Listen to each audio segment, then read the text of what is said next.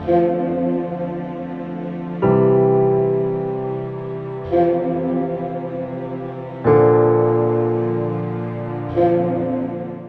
लिए आज की तिलावत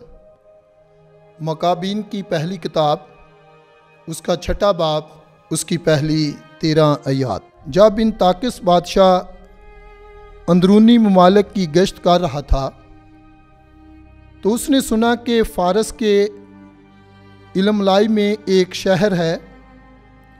जो चांदी और सोने की कसरत के बायस मशहूर है,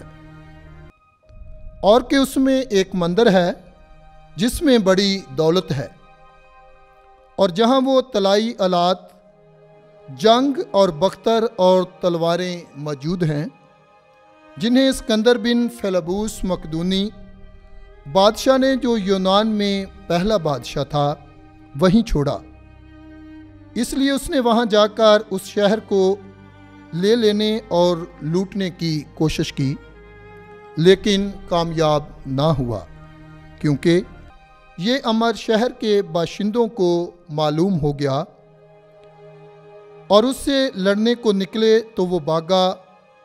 और सख्त रंजीदा होकर वहाँ से बाबल को वापस आ गया और फ़ारस में एक मुखबर पहुँचा जिसने बताया कि जो लश्कर यहूदा के मुल्क में थे उन्होंने शिकस्त खाई है, और कि लूसियास भी, जो नहायत कवि लश्कर के साथ खरूज करके यहूदियों के सामने से भाग गया है।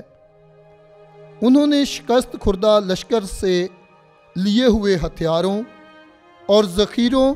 और लूट की कसरत की वजह से भी तक़वियत हासिल कर ली है, और कि उन्होंने उस मकरूह को डा दिया है जो उसने यरूशलेम के मज़बा पर नस्ब किया था, और मक़दस का पहले की तरह ऊंची दीवारों से अहाता किया है, और कि उन्होंने उसके शहर बैतसोर में भी ऐसा ही किया है। बादशाह ये बातें सुनकर परेशान और नहायत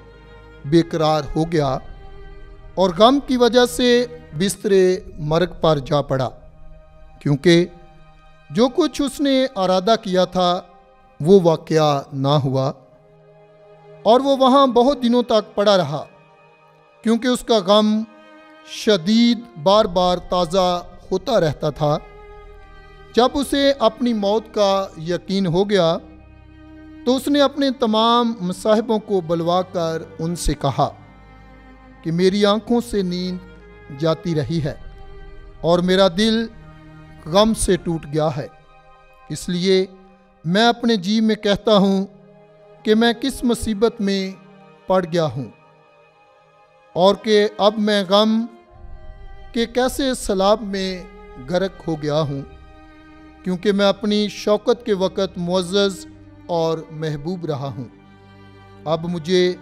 वो बदियाँ याद आती हैं जो मैं यरूशलेम में लाया, जबकि मैं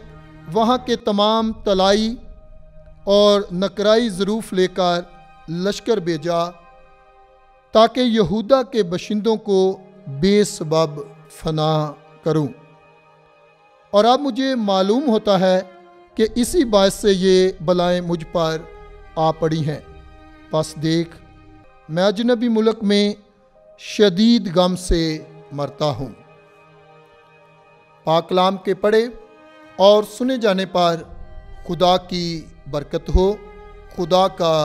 शुक्र हो।